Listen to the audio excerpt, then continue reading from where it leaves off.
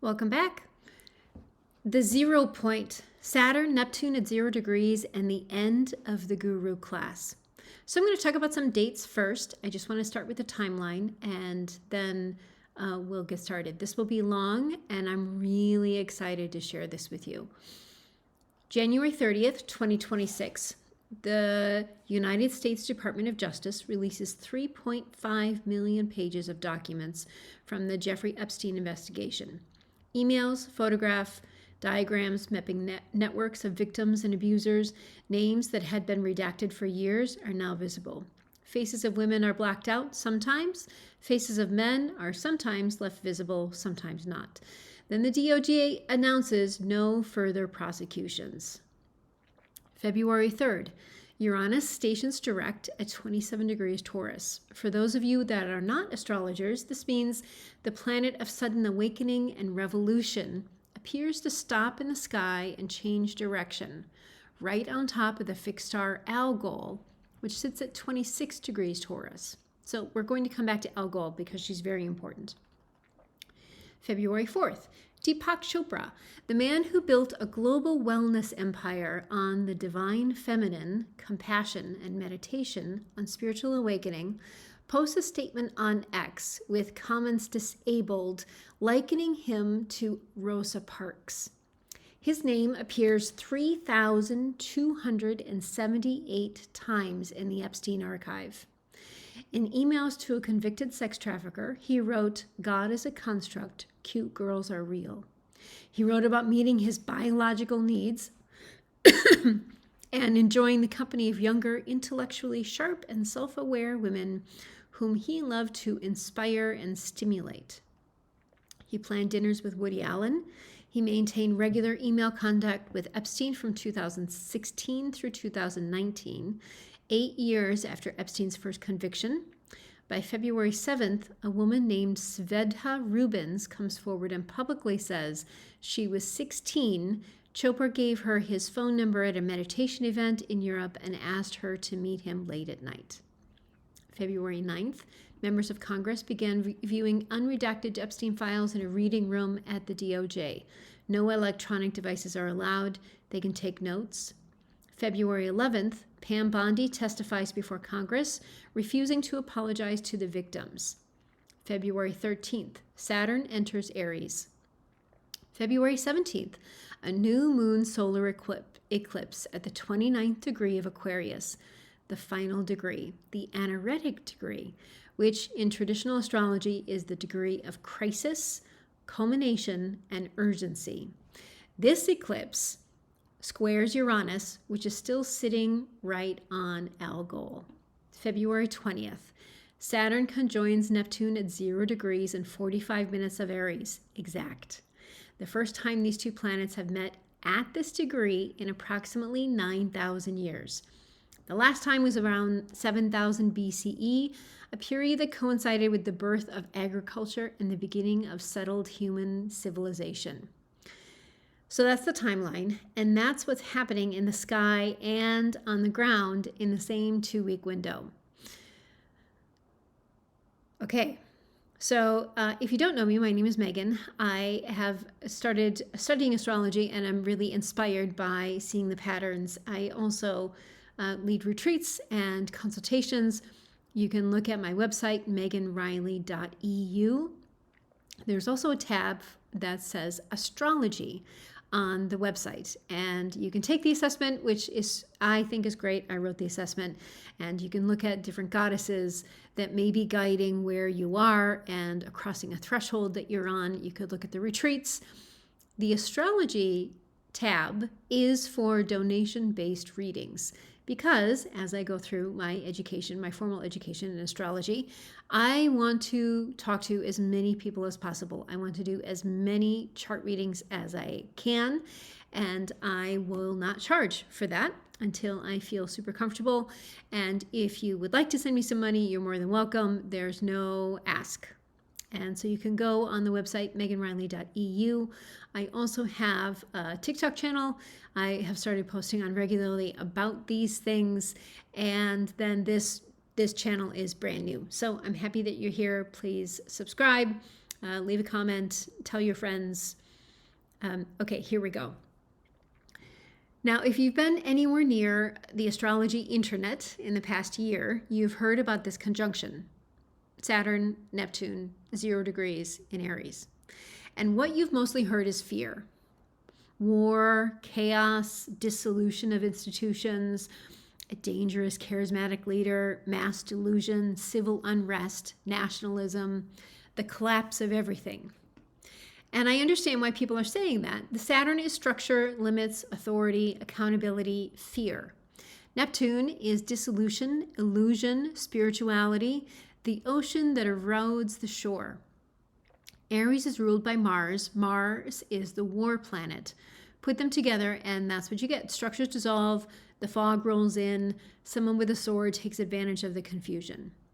That is one reading. It is the reading that you will find on almost every astrology blog, every YouTube channel, every podcast, every TikTok covering this transit. And I am here to offer you a different one.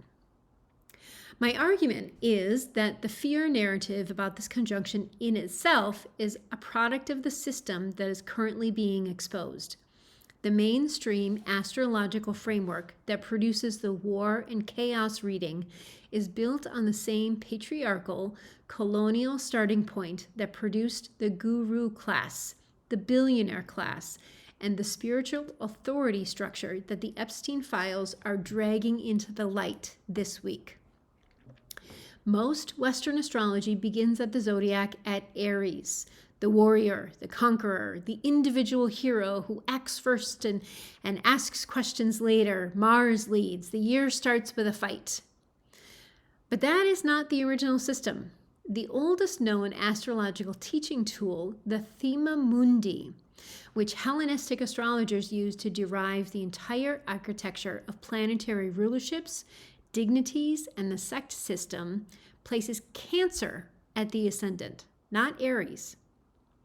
In the original system, the year does not begin with war. It begins with water, with the emergence from the womb, with care, protection, nurturing, with emotional intelligence. The moon leads life, not Mars. And when you put Cancer back where it belongs, when you rotate the chart, something really extraordinary happens to this conjunction. 0 degrees Aries is no longer the first house. It's the 10th house, the midheaven, the most publicly visible point in the entire chart.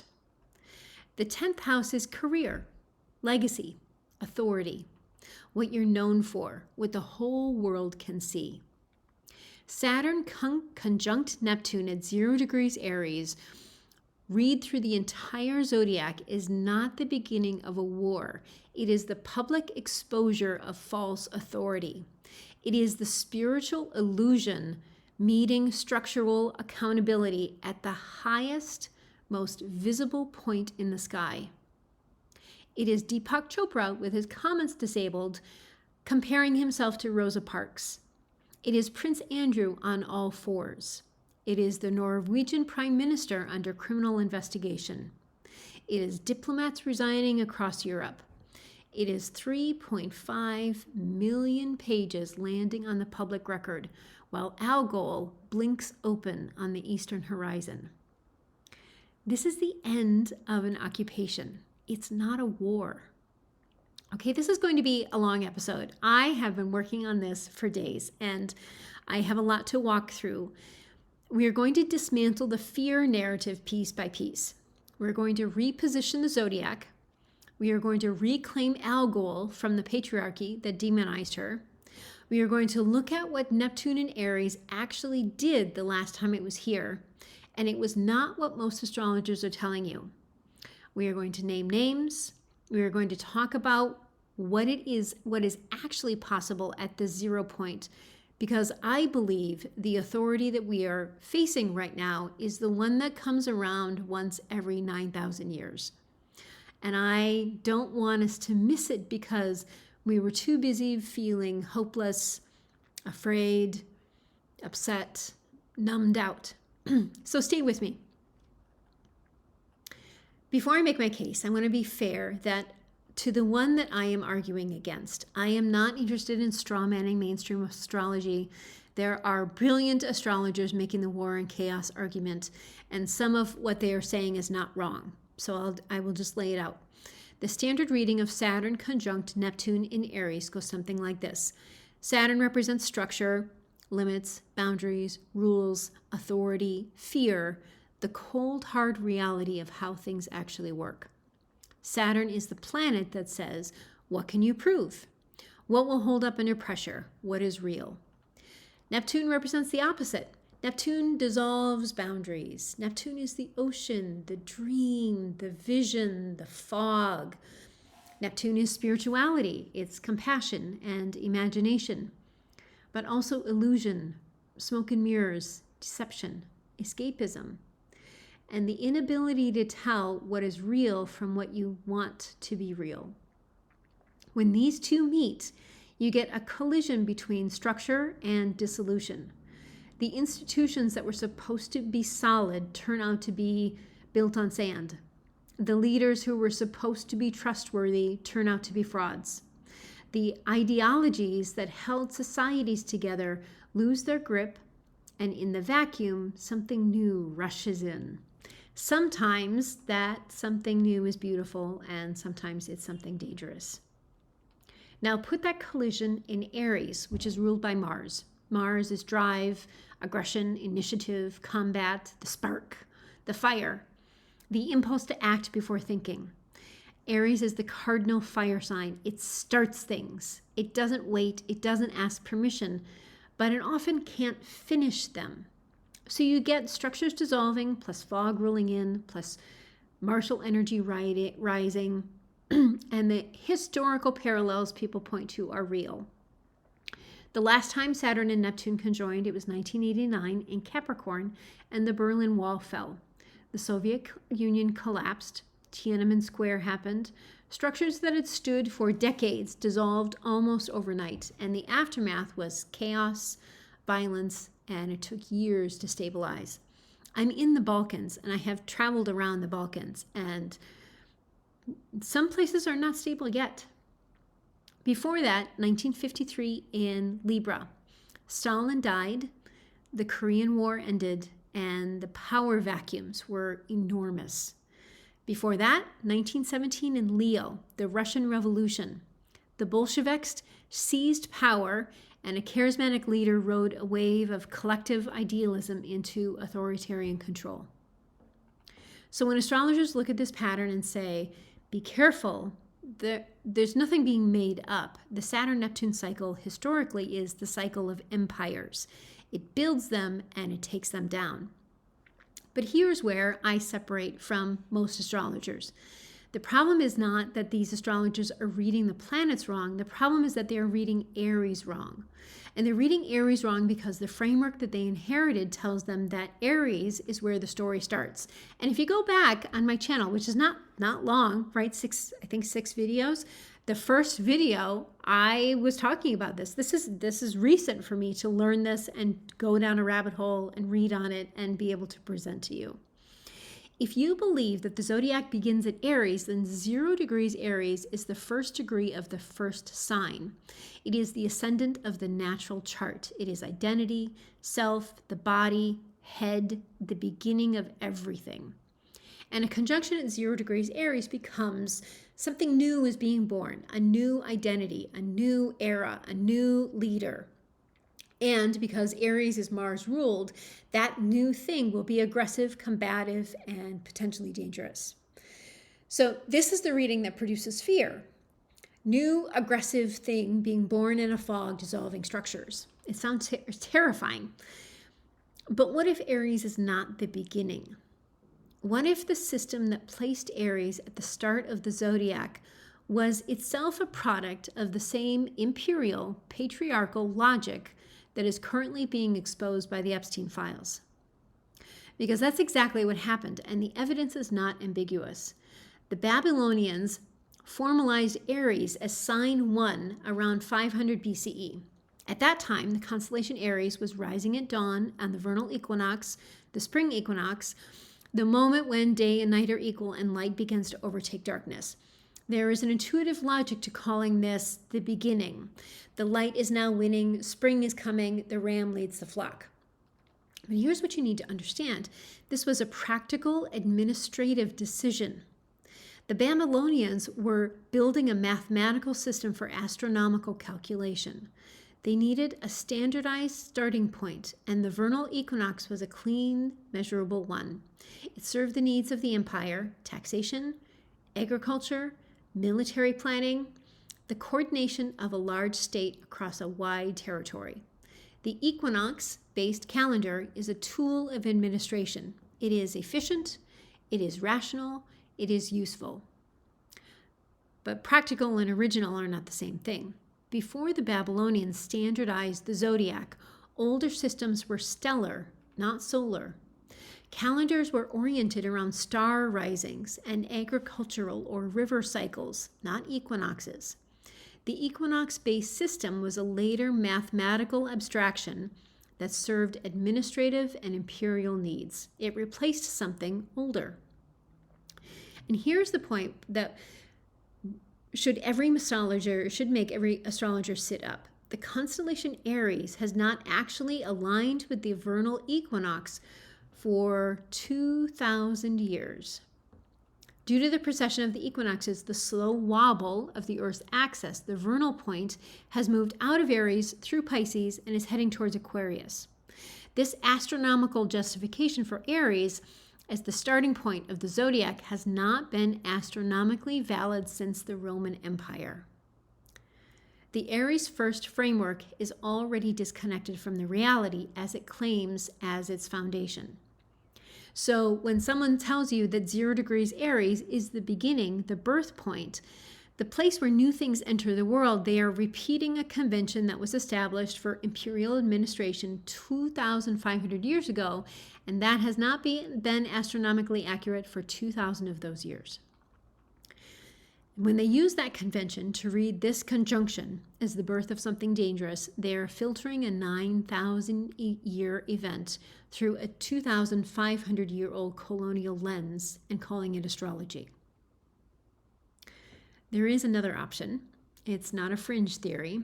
It is the foundational logic of the system that the Babylonian standardization replaced, the Thema Mundi, the mythical birth chart of the world. The teaching tool that Hellenistic astrologers used to explain why planetary rulerships, dignities, and the entire sect system work the way they do. It places Cancer at the ascendant. And when you put Cancer on the ascendant, everything about this conjunction changes. So this is where we're going next. If you have listened to my earlier episode on Cancer as the astrological new year, some of this will be familiar. If you've not, I'll walk you through it right now. The Thema Mundi is a mythical birth chart of the world. It was not meant to represent a literal moment in time. No one was claiming that they had calculated the exact second the universe was born. It was a teaching tool. It was designed to explain why the system works the way that it does, why the planets are assigned to the signs they rule, why the dignity system is structured the way that it is, why the sect division between day and night teams exists. And in the Thema Mundi, Cancer sits on the first house, the ascendant, the place of identity, the body, the self, the beginning. But just think about what that means. Life doesn't begin with an act of will or conquest. Life begins with an emergence from the womb. The universe is born into water, into nurturing, protection, care. The first thing a living being experiences is not a fight. It is being held. Cancer is ruled by the moon. So in this system, the moon is the most important planet, not Mars, not the sun, the moon. Your emotional body, your intuition, your responsiveness to cycles, your capacity to feel and respond to what is around you. That is the foundation of identity. Now look at where Aries falls. In the Thema Mundi, with the Cancer at the ascendant, Aries sits at the 10th house, the midheaven, the highest visible point. This is career, purpose, public legacy, authority. It's what you're known for. Warrior energy is not the beginning of life. It is the culmination. You're born into nurturing, and only after being cared for do you develop the capacity to lead or fight. Mars energy belongs at the peak of the chart, not at the foundation. So you might be thinking that this, it's a nice philosophical reframe, but is there any actual structural evidence that Cancer is the starting point? And the answer is yes. The evidence is architectural. It's really built into the bones of the system. Just take some tea. The domicile system. The assignment of planets to their home signs. In the Thema Mundi, the two luminaries, the Sun and the Moon, are placed in Cancer and Leo, side by side. From there, the remaining 5 visible planets are assigned their home signs outward. Mercury gets Gemini and Virgo, Venus gets Taurus and Libra, Mars gets Aries and Scorpio, Jupiter gets Pisces and Sagittarius, Saturn gets Aquarius and Capricorn. It creates a perfect symmetrical arrangement. The planets fan out from the luminaries like wings. And this symmetry is the foundation of the entire dignity system that Western astrology still uses today. So you recognize it, right? Here's the critical point. The symmetry only works if you start from Cancer. If you start from Aries, the domicile assignments become arbitrary. I've never understood them until I saw this. There's no structural reason why Mars should rule Aries and Scorpio, why Venus should rule Taurus and Libra, why any of it works the way that it does. My autistic brain could not wrap my head around it, but now I get it. From Aries, you just have to memorize it. It is this way. From Cancer, it's architecturally inevitable.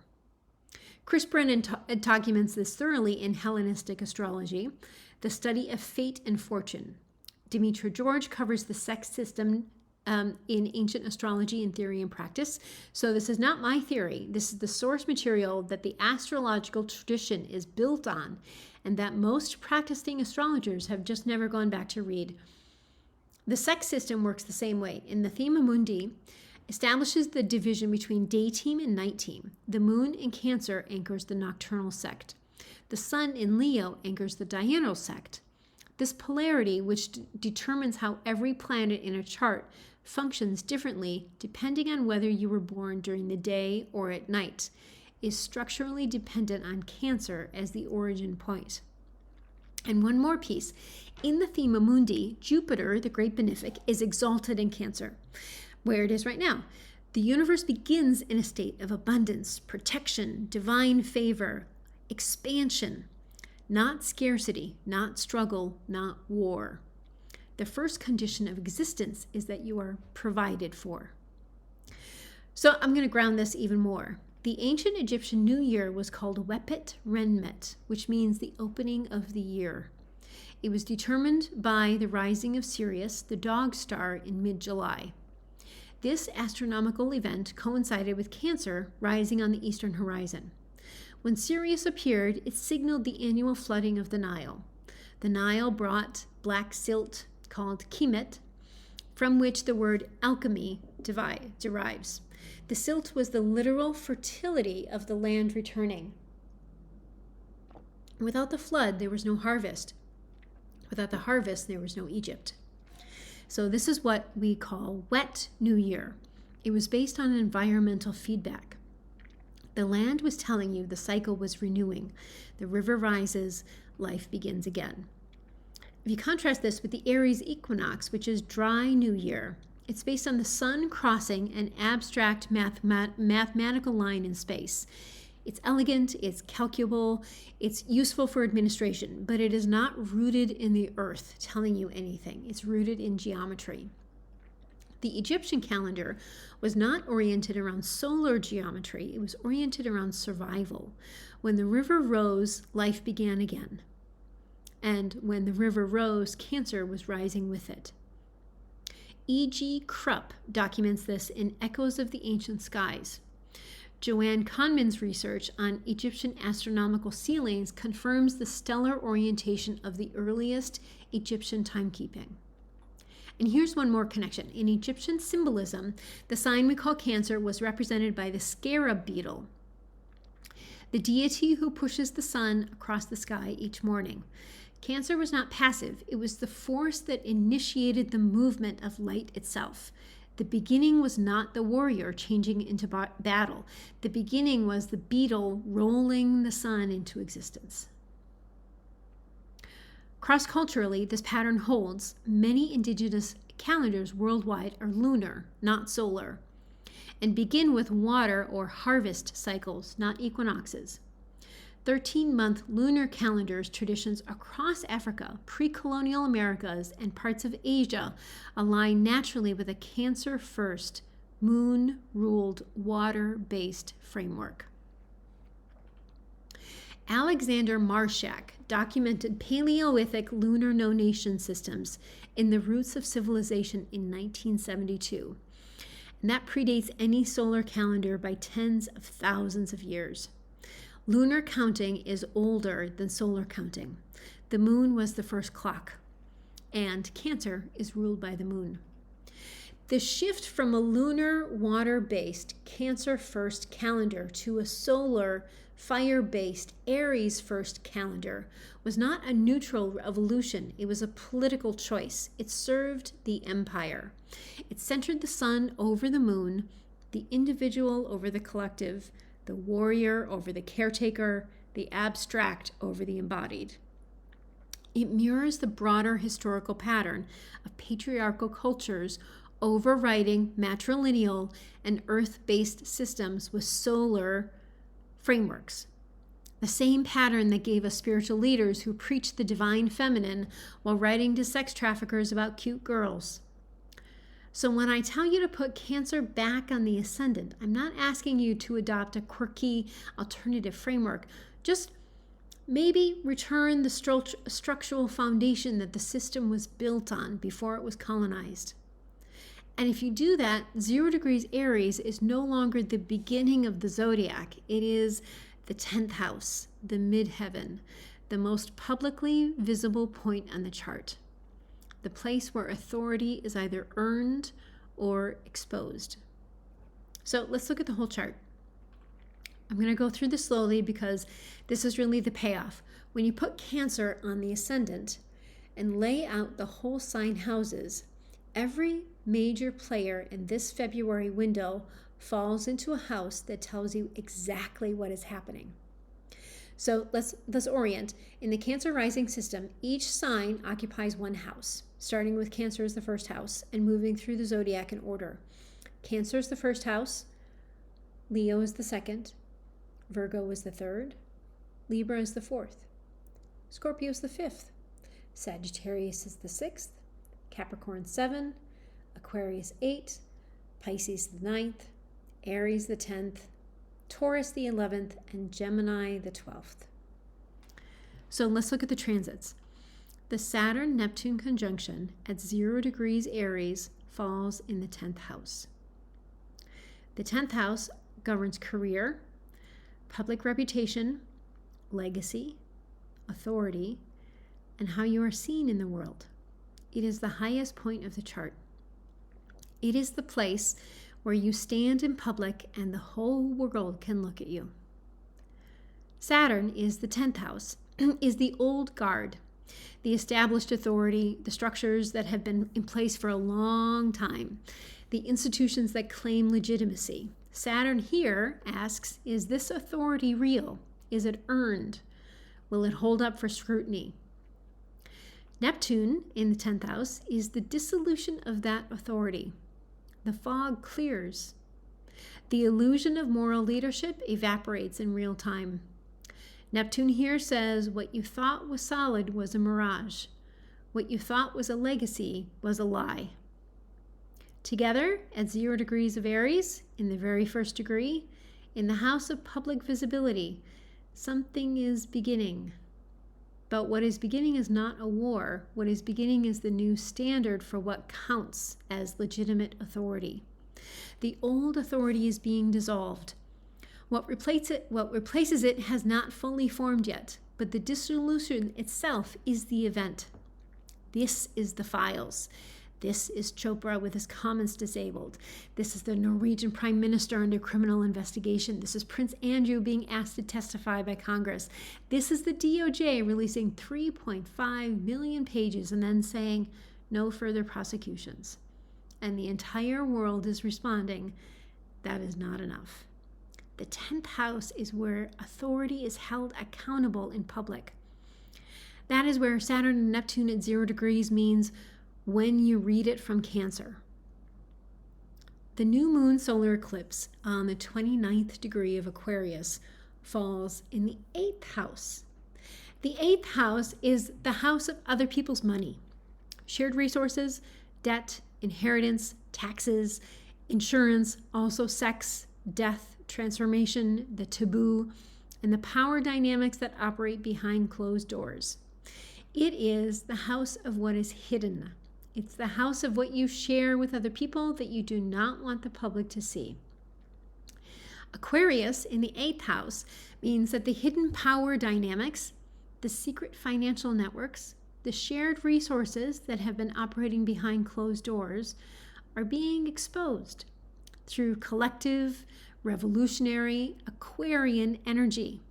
This is not one person coming forward. This is 3.5 million pages. This is the victims testifying in Congress. This is a systemic unveiling. It is the collective saying, we are going to see what was hidden, whether you want us to or not. A solar eclipse in the 8th house is a fated new beginning in the realm of shared secrets and hidden power. Something that was concealed is becoming visible. And once it's visible, you cannot unsee it.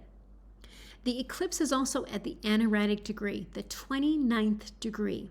In traditional astrology, this is the degree of crisis, culmination, and breakthrough. It is the very end of the sign, the point of maximum pressure before something breaks into the next phase. This is not a gentle unveiling. This is the dam breaking. Now, the eclipse at 29 Aquarius squares Uranus at 27 degrees Taurus, and Uranus is conjunct the fixed star Algol at 26 degrees Taurus. Okay, so one more time. The eclipse is at 29 Aquarius.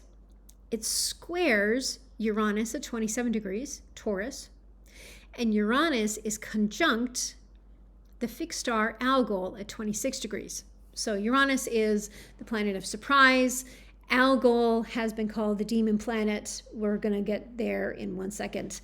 This square falls between the 8th house and the 11th house in the Cancer rising system. The 11th house is community, friends, social networks, alliances, relationships, the groups that you belong to, the people you call your people, your hopes for the future, and the collective structure you build with others.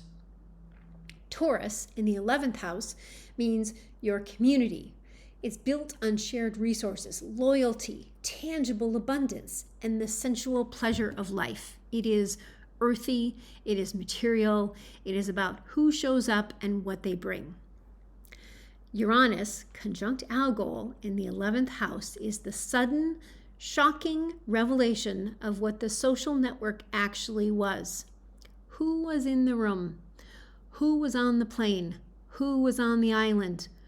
Who was in the emails? Who attended the dinners? Who maintained the friendships for decades after the first conviction? Is he alive? The square between the 8th house eclipse and the 11th house Uranus Algol says the tension is between what was hidden, 8th house, and who was connected, 11th house. The secret power dynamics are being mapped onto the social network. The private behavior is being cross-referenced with public alliances. This is literally an FBI diagram mapping the network of victims and abusers being published for the world to see. That is an 8th house to 11th house square. That is hidden power exposed through the social network. Now notice something. Not a single part of this reading required the word war. Not one part required Mars as conqueror. Not one part required birth of a dangerous new leader. Every piece of the current moment maps onto the Cancer rising system with precision. And what it describes is not combat, it's accountability. The 10th house, public authority exposed. 8th house, hidden power unveiled. 11th house, the social network revealed. The architecture of the original zodiac is telling you what is happening, and what is not happening is not war. So let's talk about Algol. We've talked about her a couple times, and my relationship with Algol really transformed this week. She's sitting at the center of this entire window, and most of what you have heard about her is a lie, again told by the same system that is being exposed. Algol is a fixed star in the constellation of Perseus. In the sky, she sits at 26 degrees Taurus. She's technically a triple star system, but what makes her famous is that she's an eclipsing binary. So every 69 hours, one star passes in front of the other, and her brightness drops dramatically for about 10 hours before returning again. So it's like she's blinking. It's like one eye blinking. She disappears and reappears. She dies and is reborn every 3 days. The ancients noticed this and they were terrified. The Arabs called her, Rash al Ghul, the head of the demon. The Chinese called her Teishe, meaning piled up corpses. In medieval European astrology, she was Kaput al Ghul, the most malefic fixed star in the heavens. Violence, beheading, misfortune, madness, and death. In the Greek myth, she represents the head of Medusa, carried by the hero Perseus. Medusa, the monster, whose gaze turns men to stone. Perseus cuts off her head, and the head then becomes a weapon. Algol is the severed head of the monstrous feminine, wielded by a male hero as the tool of power. That's what we hear. And then they tell you to be very afraid, because whenever Algol is in place, that someone loses their head, beheading, pew-pewing, dementia, Algol is being activated by Uranus during this eclipse window. But let's try a different story. So before the Greeks named her a demon, the Egyptians knew her as the Eye of Horus. The ancient Egyptians were the first civilization to document Algol's variability. Their night priests, the hour watchers, tracked her periodic dimming and brightening and recorded it in the chiral calendar of lucky and unlucky days. When Algol dimmed, they noted that unfavorable events tend to follow, and they made a ritual offerings to appease the star. When Algol was at full brightness, their days were considered favorable, and the star was associated with protective, benevolent side of Horus. Horus was not a minor deity. He was the principal god of Egypt, the falcon-headed god whose right eye was the sun and whose left eye was the moon. His all-seeing eye appeared in the celestial river of the night and was identified as Algol. When the eye dimmed, trouble was coming, and when it shone, protection was in place. Algol was not a demon. Algol was the eye of God. The first culture to document her did not demonize her. They watched her, they tracked her, and they understood her as a source of divine sight and protection. The demonization came later. Bernadette Brady, who is a fixed star goddess, wrote about Algol in 2007. She wrote, Algol embodied everything that men feared. The wild, raw, frightening face of the outraged feminine, in which had been labeled as demonic or evil. In Talmudic law, Algol is associated with Lilith. Lilith is the first wife of Adam, who left him because she refused to be submissive. She was not cast out, she left. She chose autonomy over compliance, and for that she was rewritten as a demon. In the Greek myth, Medusa started out as a temple priestess of Athena. She was beautiful, she was devoted, she was praying in the temple of Athena. Poseidon came along, who had issues with Athena over many things, but Athens being named after her, Poseidon being sent down to Sunyan, where his temple is, Poseidon came in, and what's the worst thing that he could do to Athena is to violate one of his priestesses in her temple. Athena, instead of punishing the god who violated her sacred space, punished the woman. She transformed Medusa into a monster. The victim became the villain. And then Perseus, the male hero, was celebrated for cutting off her head and using her power as a weapon. So notice the pattern: a feminine figure who holds power, a violation by male authority. The system punishes the woman, not the man. Her power is then extracted, harvested, and weaponized, and then credited to the hero who stole it. It's the operating manual of the guru class. This is Chopra writing about the divine feminine, making millions while emailing a sex trafficker. This is the Dalai Lama kissing a child on camera and having called it playful. This is Virginia Giuffre fighting for over a decade to oppose a system that trafficked her and dying before the files were released.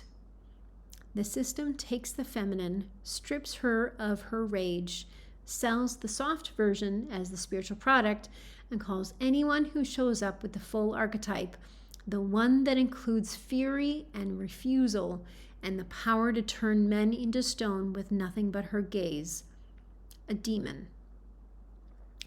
Algol is not a demon star. Algol is the feminine that cannot be controlled. And that is exactly why the patriarchy named her evil. Now, this week, Uranus stations direct at 27 degrees, right on top of Algol. Uranus is the revolution, sudden awakening, the shock of the new, the bolt of lightning that changes everything in an instant. Uranus on Algol is the eye of Horus opening. It is Medusa lifting her head. It is Lilith returning. It is the outraged feminine, the one that has been called demonic for millennia, suddenly becoming visible at the exact moment that the man who profited from her silencing are being exposed. And then, on the eclipse on February 17th, squares this point. An eclipse is the disruption of the normal order. The light goes out and comes back changed. A solar eclipse in the 8th house of hidden power, squaring Uranus on Algol in the 11th house of social networks. The hidden power dynamics are being illuminated by the blinking eye of the star that the patriarchy called a demon because she would not submit. And that I've got chills. I love this so much, and I appreciate if you are still here listening to this because it really excites me. I want to be clear about what I am saying and what I am not. I'm not saying that Algol is safe.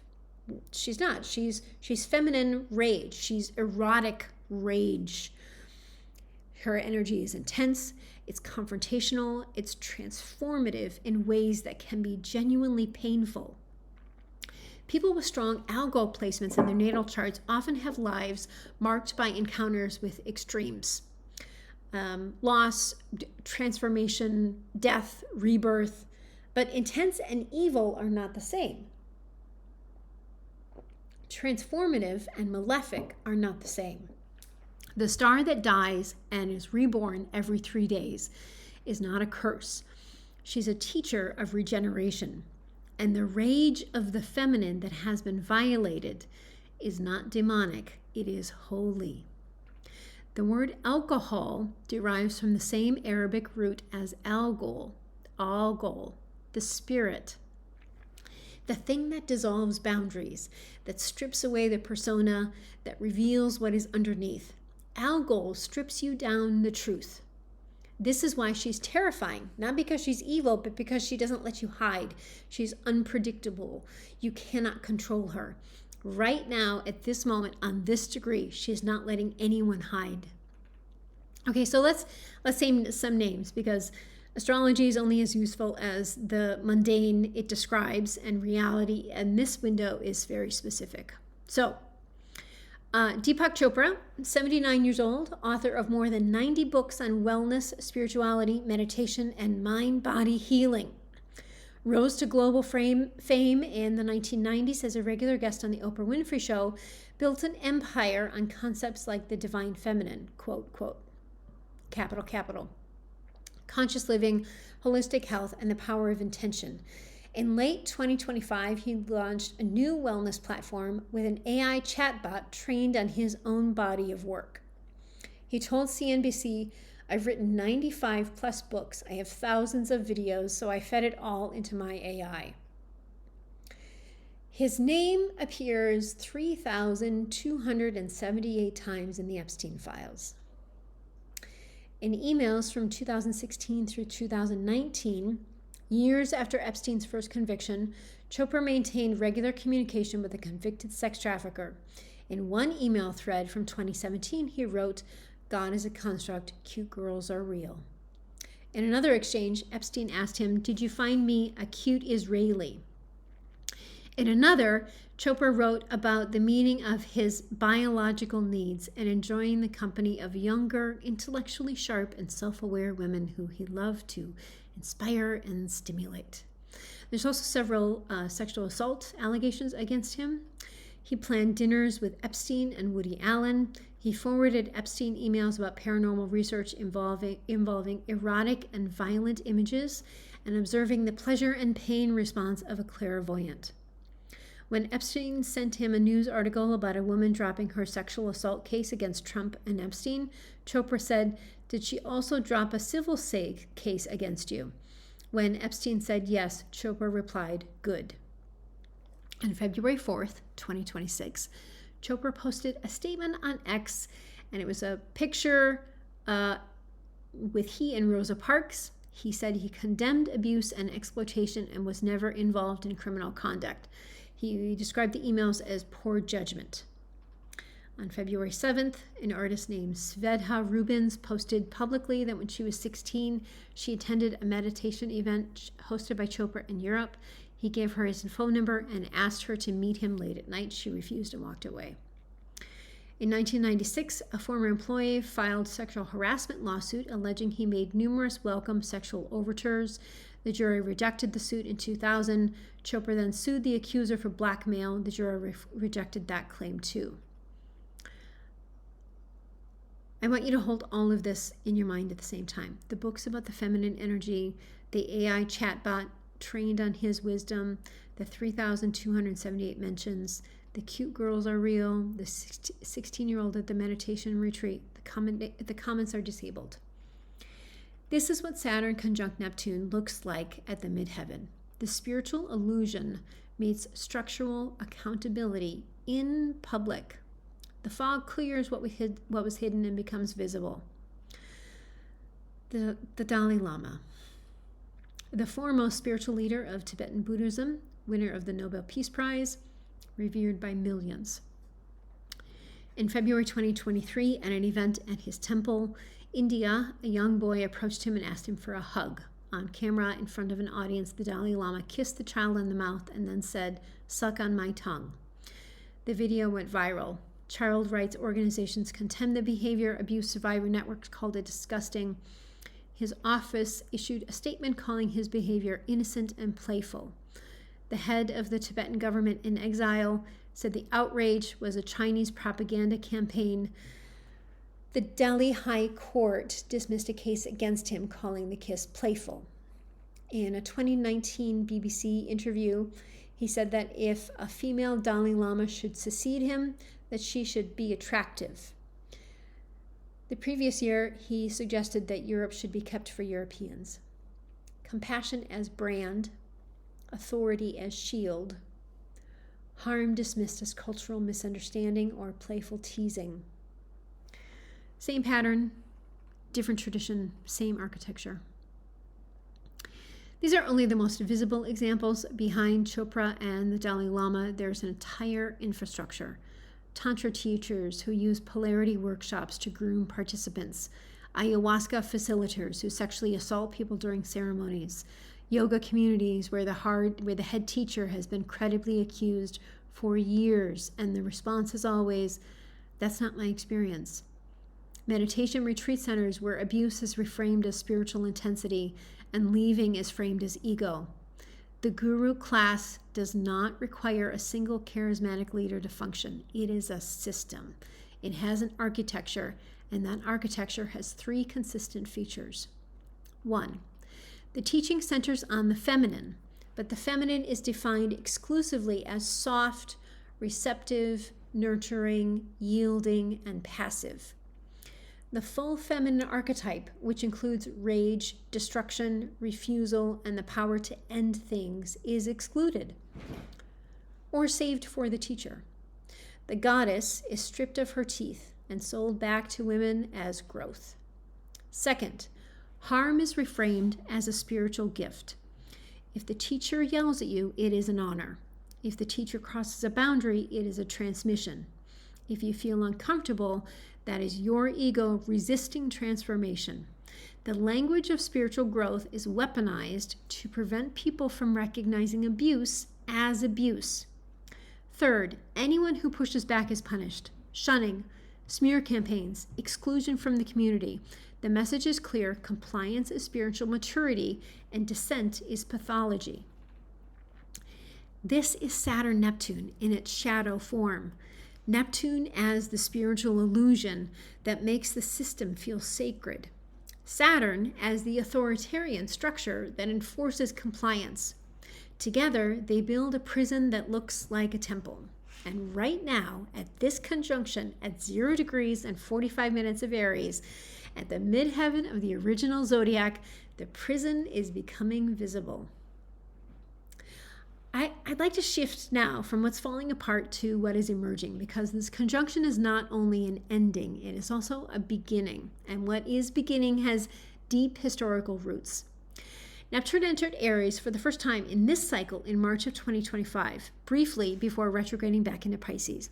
On January 26, 2026, Neptune entered Aries for good. It will be in Aries until 2039. It's a 14-year transit. We are at the very beginning. The last time Neptune was in Aries was 1861 to 1875. The American Civil War began in April 1861 as Neptune entered Aries. 7 states that refused to stop the expansion of slavery seceded from the Union. The war that followed was not simply a military conflict.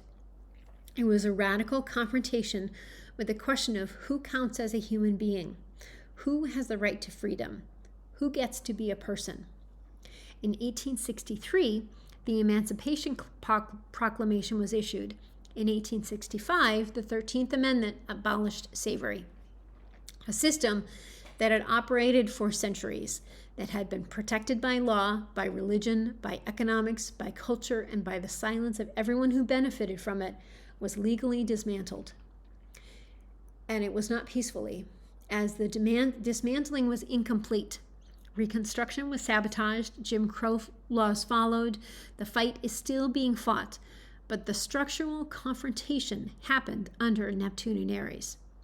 In literature, Victor Hugo published Les Miserables in 1862, a novel about the dignity of the poor, the corruption of authority, and the moral bankruptcy of a system that criminalizes poverty while protecting power. Let's see. To pronounce I can say it in my head. Dostoevsky published Crime and Punishment in 1866, a novel about a man who believes that he is above the moral law and discovers that he is not. Lewis Carroll published Alice's Adventures in Wonderland in 1865, a story about a girl who falls into a world where the rule makes no sense, authority is absurd, and the only sane response is to refuse to play along. Tolstoy published War and Peace in 1869. Karl Marx published Das Kapital in 1867. The Impressionists, Monet began breaking the art established monopoly on what was counted as beautiful. Monet's impression, Sunrise, in 1872, gave the movement its name. P.T. Barnum founded his Greatest Show on Earth in 1870. The first passenger subway opened in London in 1863. James Clerk Maxwell published his equations on the electromagnetic field. Gandhi was born with Neptune in Aries. The pattern.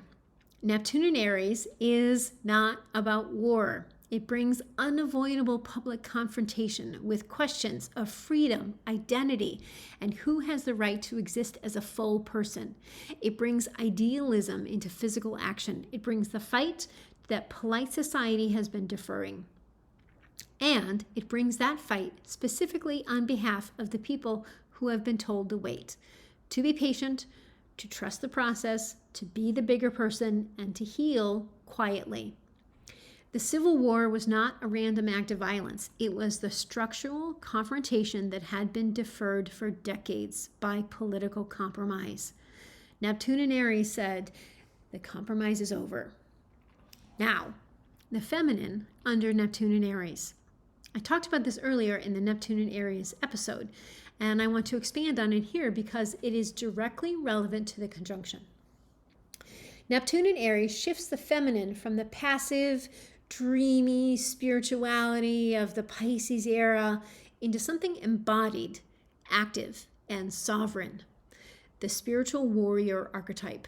Not the warrior who fights for conquest, but the warrior who fights because she has a vision and she's done waiting for permission. This is Joan of Arc energy, the visionary who emerges from the waters of Neptunian dreams to take bold, direct action. Feminine wisdom expressed not through quiet retreat, but revolution and approaches to community, spiritual, and public life. Under Neptune in Aries, the feminine demands sovereignty, self-definition, the refusal to sacrifice herself for the comfort of others.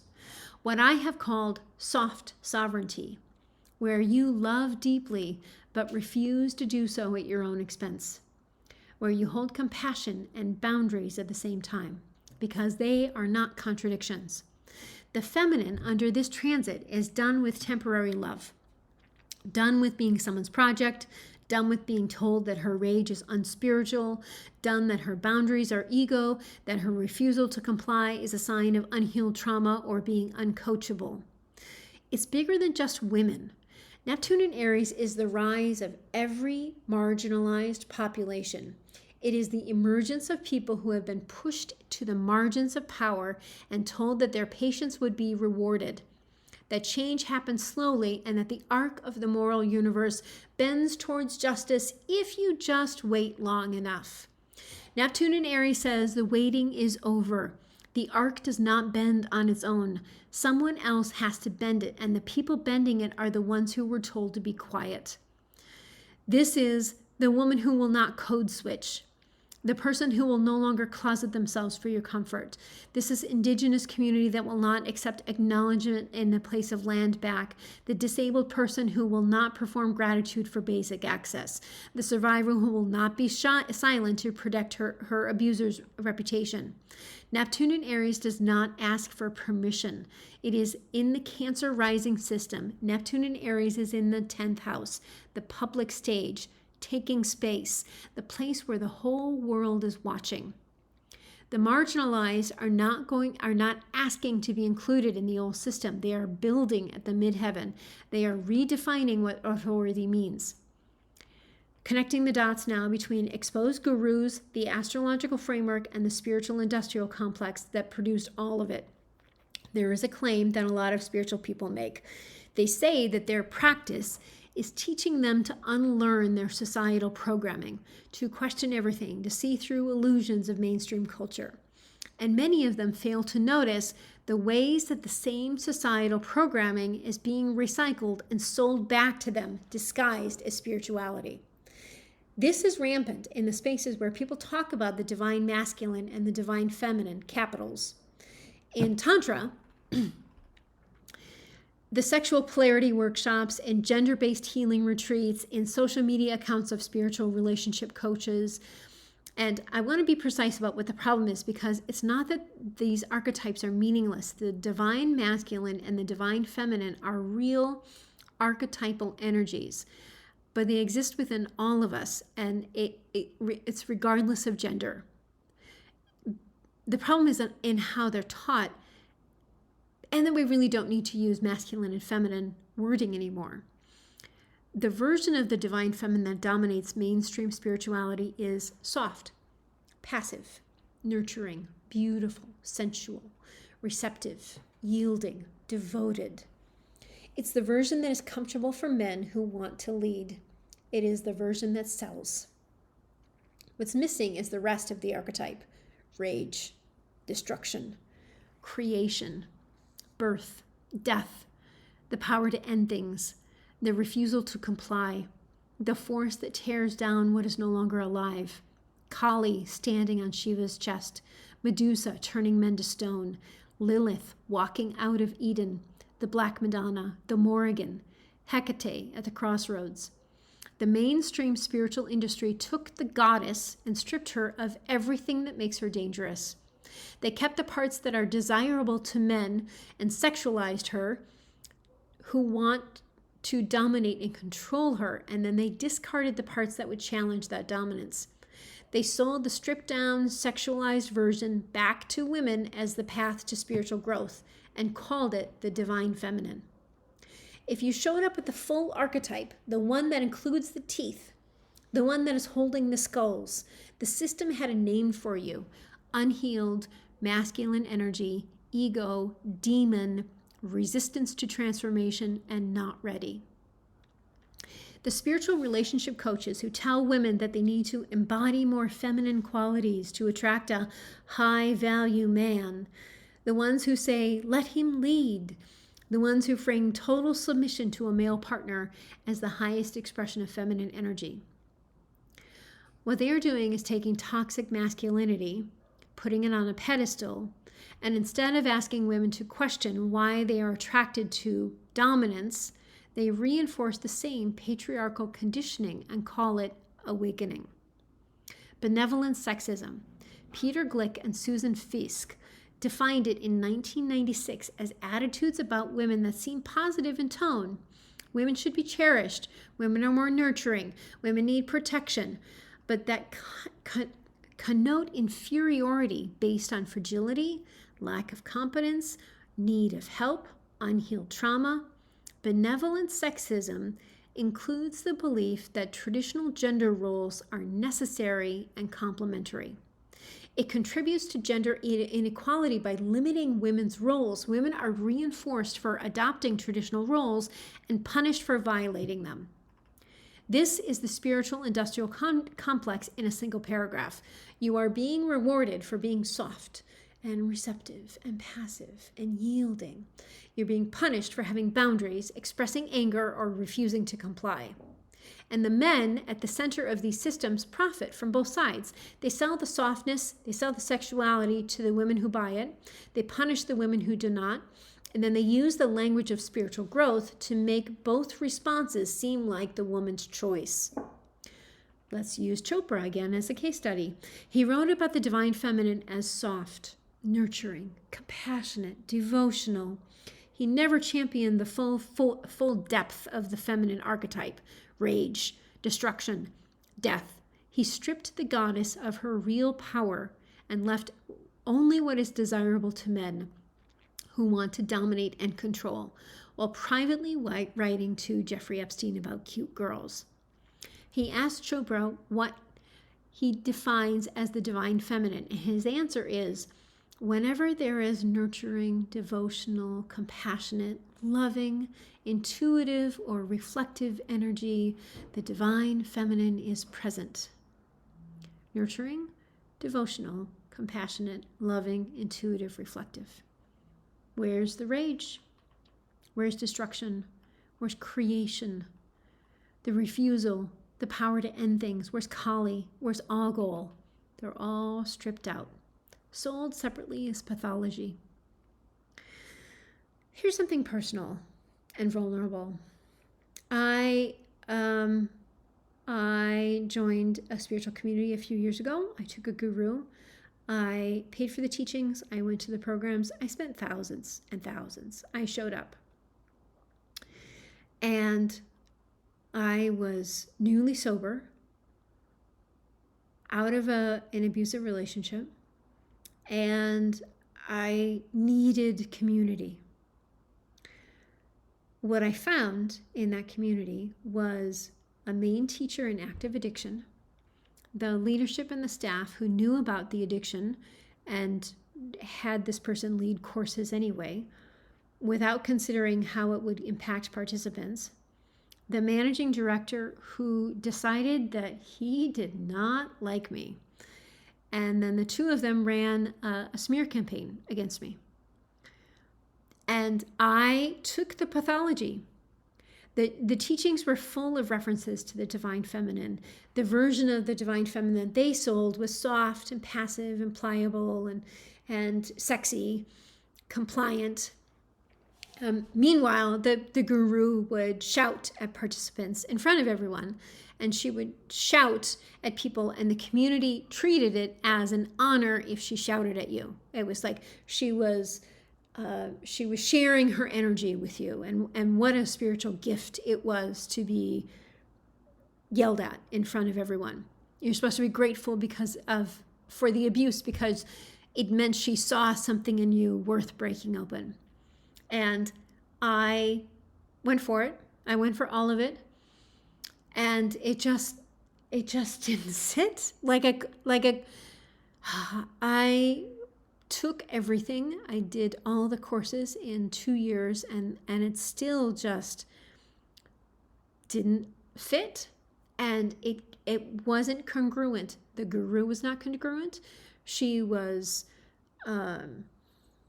her weight would go up and down, and like an eating disorder, like it would go up and down significantly.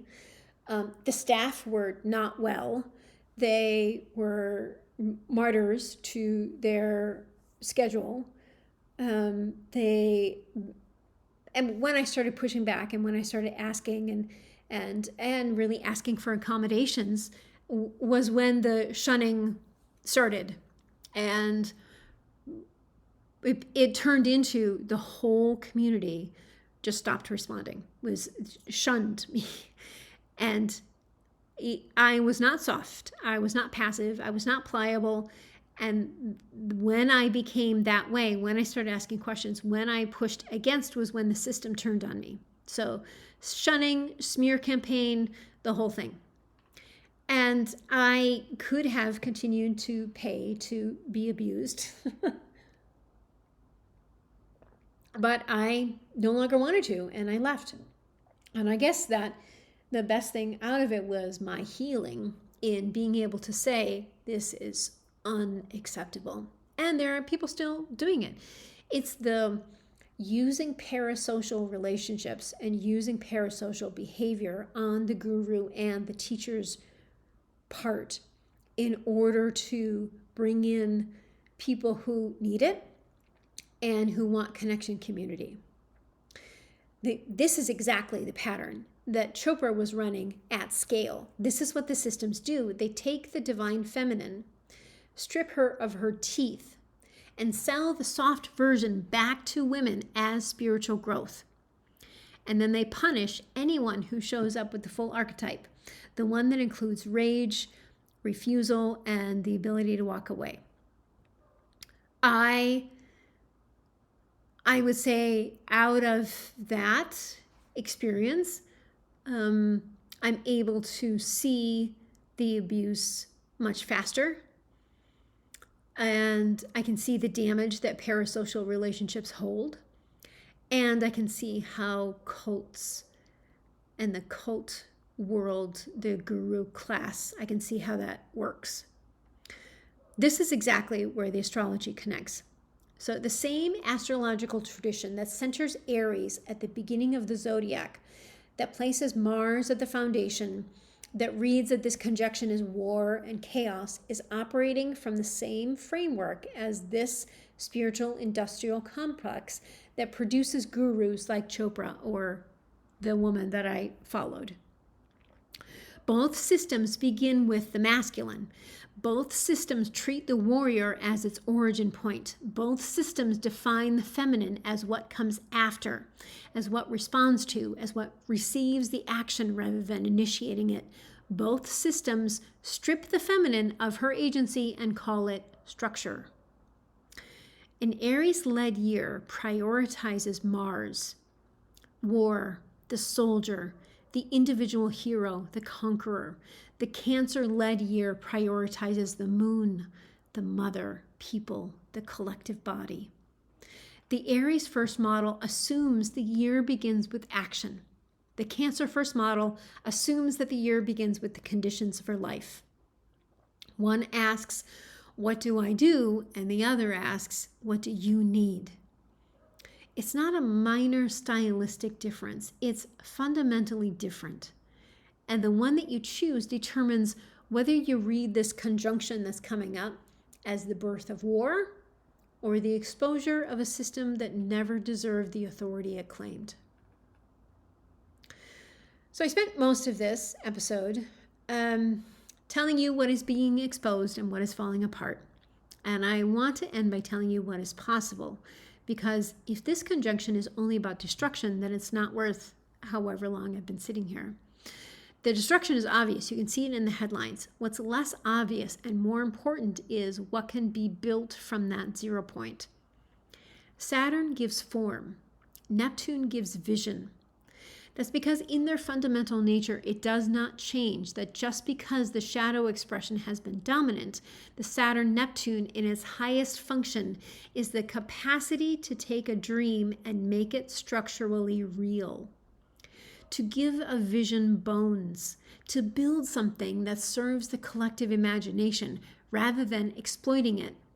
At 0 degrees Aries, it is the 10th house of the Cancer rising system. This is the capacity to build a new form of public authority, not the old kind, which was built on charisma and spiritual claims and the silence of the people it harmed. A new kind, the one that starts from Cancer in the first house. From emotional intelligence, from nourishing, from the breast, from care, from responsiveness to the actual needs of living beings, that builds outwards to the 10th house, where it becomes publicly visible, structurally accountable, and willing to fight for what it protects. In the Cancer rising system, Mars rules both the 5th house and the 10th house. The 5th house is creativity, joy, children, romance, the things that you make because they are alive in you. The 10th house is career, legacy, authority, what the world sees, your purpose, what you're here for. In Vedic astrology, when a planet rules both a trine house and an angle house like this, it's called a yoga charaka, a planet of exceptional power and positive outcomes. Mars means that your drive, your will, your capacity for action is not pointed at conquest. It's channeled into creative work and public service. Oh, I heard this this morning. Rick Levine was describing a cardinal is based on the word hinge. And a hinge, if we look at hinge, it does not differ from one to the other, but it moves perfectly. A hinge, like a door hinge or a drawer hinge, moves from one to the other, but it's a perfect anchor into the other. It's Mars in the service of Cancer, the warrior who fights for the nest, the protector who creates, the warrior who goes to battle not because they love war, but because someone is threatening the people they care for. This is the conjunction. This is what the conjunction is offering. It's not a new warlord. It's not a new authoritarian. We have plenty of those. A new model of leadership that's rooted in care, expressed through creative action, and willing to fight when the community is threatened. So for scale, Saturn and Neptune meet approximately every 36 years. That is significant on its own. But they have not met at 0 degrees in Aries in approximately 9,000 years. The last time was around 7,000 BCE. What was happening around 7,000 BCE? The Neolithic Revolution, the birth of architecture, the birth of agriculture, the transition from nomadic hunter-gatherer life to settled communities, the beginning of villages, then towns, then cities, the domestication of plants and animals, the invention of pottery, the first permanent structures built by human hands. This was a fundamental restructuring of how human beings organize themselves in relationship to the earth and to each other. It was the beginning of civilization as we know it. And it happened the last time Saturn and Neptune met at this degree. I'm going to say that again. This was a fundamental restructuring of how human beings organized themselves in relationship to the earth and to each other. It was the beginning of civilization as we know it. So the cycles operate over decades. It's not days. What happens on February 21st, we will not be in a new era.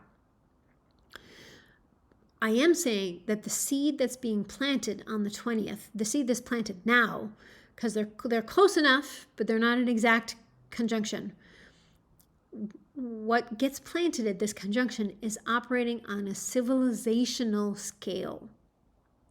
What's being initiated now will unfold over the next 36 years, the next full Saturn-Neptune cycle, and possibly over the next 9,000 until this conjunction returns to this degree. The question is not whether something new is beginning. Something is beginning. The question is what story that new thing is built on. It is built on the Aries first story, the story of the warrior and the conqueror, and it will reproduce what it always has. If we go with that story, it will continue what always has been. Empires that rise through force and fall through overextension. Leaders who claim divine right and are eventually exposed as frauds. Structures that look solid until Neptune returns and dissolves them again and again and again. If we build this on the Cancer first story, the story of the water and the womb and the moon and the conditions for life, it has the chance to produce something different. A form of human organization that starts with care and builds towards courage, that treats emotional intelligence as the foundation and public action as the culmination. That places the collective body before the individual hero. That sounds a little utopian, I know. And there is a shadow side to this Neptune and Aries. The shadow is spiritual fanaticism, idealism that becomes so intense that it loses contact with reality, the fire of conviction without grounding in practice, the revolutionary who is so certain of their vision that they become the next tyrant. The same energy that produced the Emancipation Proclamation also produced the chaos of Reconstruction. The same energy that unified Italy also produced nationalism. Vision without accountability just becomes delusion. So Saturn is here to correct that. That's the reality check. Saturn is the demand for proof, for structure, for accountability, for receipts. Saturn says, your vision is beautiful, but show me. Can it hold weight? Will it survive? Saturn conjunct Neptune at its best is the dreamer who can also do the math, the visionary who files the paperwork, the mystic who shows up on time. The opportunity of this conjunction is not to dream harder, it is to build the dream into something that can stand up to Saturn's questions. To take the Cancer first story, the story that begins with care and arrives at courage, and give it structural form. Institutions, organizations, communities, practices, policies, art, media, education, leadership models that are rooted in emotional intelligence and accountable to the people they serve. This is the work, and it starts, and it's starting whether we're ready or not. But the sky is ready, and the sky has been saying this for 9,000 years. So here's the moment. The Epstein files are being read by Congress. The guru class is watching their legacies dissolve. Billionaires are lawyering up. Spiritual teachers who built their entire empires on stolen feminine wisdom are disabling their comment sections. Diplomats are resigning. The DOJ redacted the women's faces, some of them, and no one is accepting that as justice. And Algol just keeps blinking. The star of the patriarchy, called the demon, is the same star that Egyptians called the Eye of Horus, the same star that represents Medusa, the priestess who was raped and then punished for her own violation, and then had her power stolen by the hero who killed her. The same star that represents Lilith, who left because she refused to submit. The star that's named after Medha, the star of Saraswati. She is opening her eyes. The conjunction at 0 degrees Aries, when you put Cancer back where it belongs, is not the beginning of the zodiac. It is the top of the chart, the midheaven, the most visible point, the point where the whole world can see you. The old gurus are being exposed. The old structures are being seen. The silence that protected them is being seen. And the version of the divine feminine that they sold you, the soft, pliable, passive one who stripped of her rage and her refusal and her power to turn men into stone, that vision is being retired. 9,000 years of accumulated pressure is finally arriving at 0 degrees of the sign that the original zodiac placed at the midheaven. And the story of the zodiac in Aries first starts with I act. The story of the zodiac in the Cancer first model starts with I feel. One begins with what you do, the other begins with what you need. This conjunction right now, this week, is asking every one of us, which story are you living in? The one that starts with conquest or the one that starts with care? Because here's the thing about 0 point. 0 means nothing has been built yet. The old structure is gone. The fog has not yet cleared. You are standing at the very first degree, the very first minute of a cycle that will last longer than you. And the question is not what are you afraid of, but now that you can see clearly, what do you build? Thank you so much for staying with me. I loved this, and I hope that you did too. I would love to hear.